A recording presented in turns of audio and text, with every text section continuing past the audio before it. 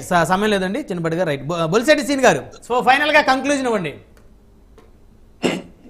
మిత్రులు చిన్నపరెడ్డి గారు ఏమన్నారంటే 175 కూడా ఓడిపోతే నలుగురు అధ్యక్షులు ఓడిపోతారని జోషిని చెప్తా ఉన్నారు. నేను 175 మందిలో ఒకడినే. నేను ఒక ఎమ్మెల్యేగా పోటీ చేశాను తాడేపూడి నుంచి. చిన్నపరెడ్డి గారు కానీ జగన్మోహన్ రెడ్డి గారు కానీ ఇప్పుడు నాకున్న ఆస్తి మొత్తం నేను పండంగా పెడతా. ఆయన దాంట్లో సగం ఆస్తి ఇస్తే చాలు నాకు. నేను నేను నేను గెలుస్తానని పంది వేస్తాను. మీ కాన్ఫిడెన్స్ కాదు, ఇది వాక్ కాన్ఫిడెన్స్ కాదు, కాన్ఫిడెంట్ గా చెప్తున్నా. గ్రౌండ్ రియాలిటీ తెలిసిన వ్యక్తిగా వాస్తవాలు మాట్లాడుకోవాలి. నేను అది ఏం ఎత్తలా. ఫస్ట్ నుంచి ఏం చెప్తున్నానంటే ఆలు లేదు సోలు లేదు, కొడుకు పేరు సోమలింగం అని చెప్పారు మమ్మల్ని. మరి వాళ్ళు ఏమనుకోవాలా? ఆలు లేదు సోలు లేదు, వైజాగ్ హోటల్ బుక్ చేయడం దరిద్రంగా. అసలు ముందు గెలవాలా, గెలిచిన తర్వాత ప్రమాణ స్వీకారానికి 5 రోజులు టైం ఉంటుంది, అప్పుడు పెట్టుకోవాలి. కాదు ఇప్పుడు ఒకటి మాట, మీరు ఇంకోటి అన్నారు సామాజిక న్యాయం ఎంతగా చేసేసారు. ఏం చేశారు సామాజిక న్యాయం? టీడీడీ చైర్మన్ గా 5 సంవత్సరాలు ఎవరున్నారు? ఈవోగా ఎవరున్నారు? సజ్జల రామకృష్ణ గారు ఎవరు? ఈ చిన్నపరెడ్డి గారు ఎవరు? లేకపోతే గౌతమ్ రెడ్డి గారు ఎవరు? ఎవరండి సామాజిక న్యాయం చేసింది? సివిల్ సప్లై చైర్మన్ ఎవరు చెప్పండి? ఎవరండి? వడ్డించి స్థాయిలో ఆళ్ళు కూర్చొని బెచ్చం వేసి అందరికీ మేము అన్ని కోరాలకి చేసే పరిపాలన చేసినటువంటి పార్టీ వైసీపీ పార్టీ. చాలా మంది పరిపాలన చేశారు. నాకు కూడా 62 సంవత్సరాలు వచ్చినాయి. తెలియక ఇచ్చినా కొడుకులే మాట్లాడలేదు. వాస్తవాలు మాట్లాడుకోవాలి. మనం డిబేట్ లో కొన్ని లక్షల మంది చూస్తారు. మనం మాట్లాడే విధానం ఏంటంటే ఆ 2 సార్లు ఓడిపోయాడు, 3ఓసారి ఓడిపోబోతున్నాడు, ఛాలెంజ్. మా నాయకుడు గెలుస్తాడని మళ్ళీ చెప్తున్నా. మీరేదన్నా మీ దగ్గర డబ్బులు బాగా ఉన్నాయి కదా, గవర్నమెంట్ లో ఉన్నారు కదా, డబ్బులు పెట్టండి. డబ్బులు మీ దగ్గర ఉన్నాయి కాబట్టి మీరు ఫ్రస్ట్రేషన్ లో పందెం పెడతానన్నారు. నోటికి వచ్చినట్టు ఒక అభ్యర్థి మాట్లాడటం ఎంత అగ్లీగా మాట్లాడటం చూసామంటే ఫ్రస్ట్రేషన్ నుండి మాట్లాడుతా ఉన్నారు. ఇలాంటి ఫ్రస్ట్రేషన్ మాటలు మాట్లాడితే కోట్ల మంది చూస్తూ ఉంటారు. అక్కడ అర్థం చేసుకోండి, ఇక్కడ మమ్మల్ని అనుకోవాల్సిన పనిలే. మైండ్స్ లో కానీ దోచుకున్న డబ్బు ఏం చేయాలో అర్థంగా కొట్టుకుంటున్న పార్టీ వైసీపీ పార్టీ. ఇప్పుడు చెప్తాను నేను, ఇప్పుడు దాకా నోరెత్తలేదు.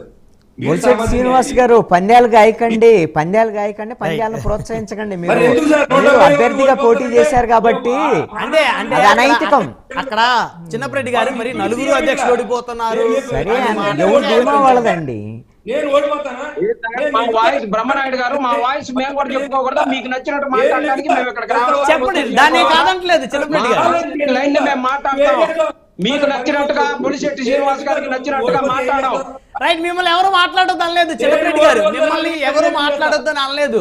మీకు నచ్చినట్టు ఇప్పుడు ఇందాక కృష్ణారెడ్డి గారు అన్నారు 175 గెలుస్తామన్నారంటే అందరూ ఓడిపోతారనే కదా. ఎలక్షన్ మేము చేసాం, మాకు తెలుసు. నేను ఓడిపోతే నా సర్వం కోల్పోయి ఊరు వెళ్ళిపోతా. రైట్, రాజకీయ సంఘానికి చేయమని జగన్మోహన్ రెడ్డి.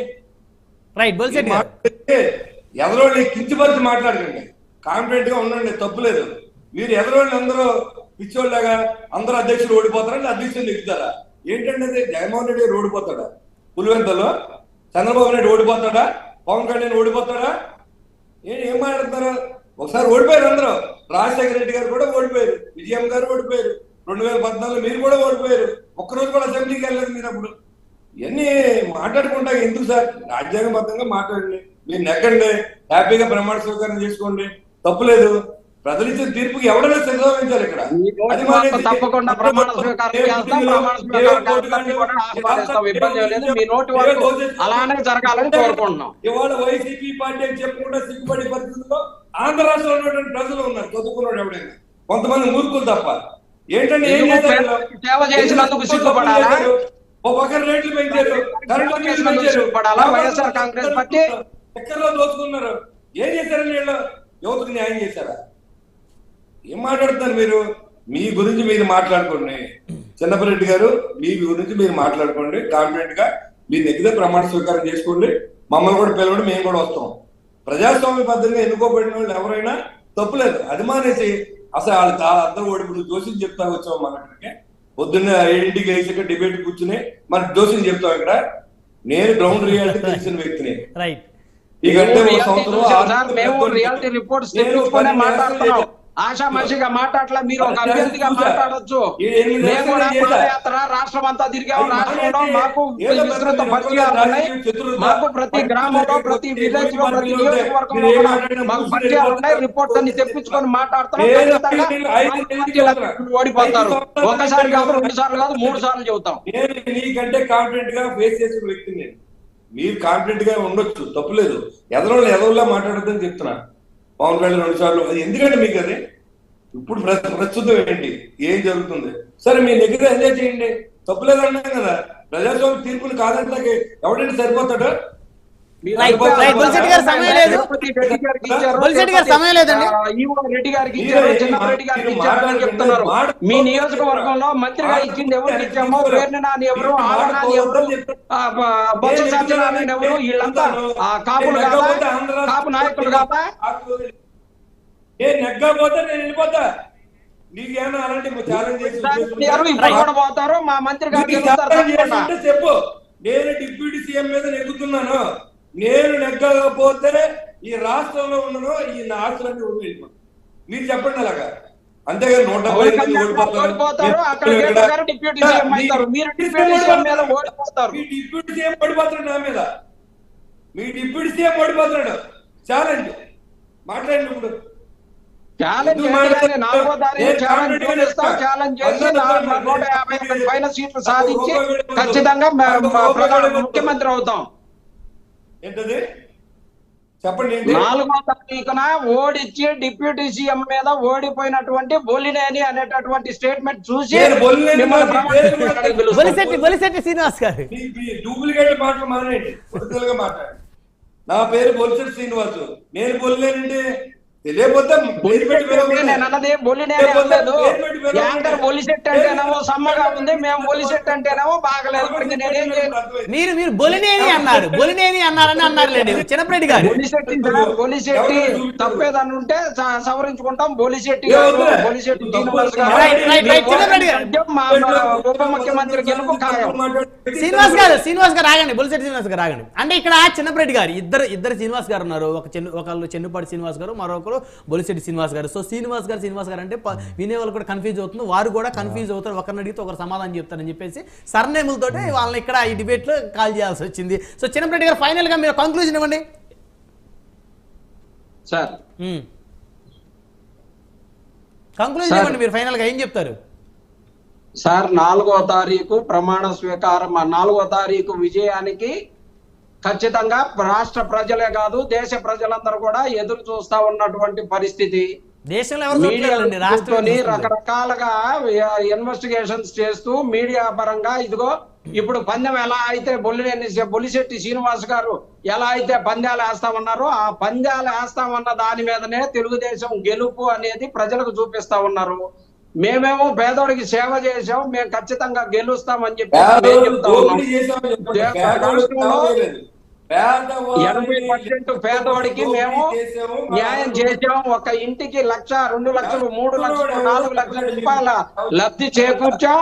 ఇంటి స్థలం ఇచ్చాం, ఇల్లు కట్టించాం, 25 లక్షల రూపాయల ఆరోగ్యంలో పెట్టాం. పేదవాడికి మంచి చదువు ఇచ్చాం, మంచి వైద్యం ఇచ్చాం. అందుకే జగన్మోహన్ రెడ్డి గారిని 155 సీట్ల పైన గెలిపిస్తారు తప్పకుండా.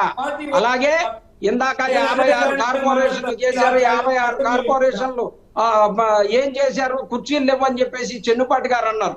కుర్చీలు లేకపోవటం కాదు సార్, ఆత్మగౌరవాన్ని నిలబెట్టి వాళ్ళకి మేము 56 కార్పొరేషన్లు ఇస్తే తెలుగుదేశం ప్రభుత్వంలో వాళ్ళు దోచుకోవటానికే కార్పొరేషన్లు ఇచ్చారు, కానీ ఎక్కడ సేవ చేయడానికి ఇవ్వలేదని ఖచ్చితంగా గుర్తుపెట్టుకోండి. మా చైర్మన్లు రాష్ట్రం మొత్తం తిరిగి ప్రజలకి ఏం కావాలనేది చూసుకొని ప్రజలకు సేవ చేశారు సార్. బీసీ కార్పొరేషన్ 56 కార్పొరేషన్లు ఆఫీసులో ఒకసారి చూడండి. ఏసీ హాల్స్ పెట్టి వాళ్ళకి ఛాంబర్స్ పెట్టి వాళ్ళ గౌరవాన్ని చిన్నప్పటి గారు పదవులు అయితే ఇచ్చారా కానీ పవర్స్ ఇవ్వలేదులండి. చాలా వరకు చిన్నప్పటి గారు పదవులు ఇచ్చారు కానీ పవర్స్ ఇవ్వలేదులండి. పవర్స్ లేని పదవులు దేనికి? కార్పొరేషన్ కానివ్వండి, అదేవిధంగా మంత్రి పదవులు కానివ్వండి. మీరు పవర్స్ ఇచ్చారా లేదా అనేది అందరికీ తెలుసు, రాష్ట్ర ప్రజలందరికీ తెలుసు. పవర్స్ ఇచ్చారా లేదనేది అది మీ అంతరాత్మ కూడా తెలుసు. పవర్స్ ఇచ్చామా పదవులు ఇచ్చామా అనేది మాట్లాడుకోవాలి. బ్రహ్మనాయుడు గారు వాళ్ళకి అంతరాత్మ బయట ఫేస్ చేయడానికి అధికారం సమయం లేదండి. చెన్నుపాటి గారు చెప్తున్నారు, చెప్పండి.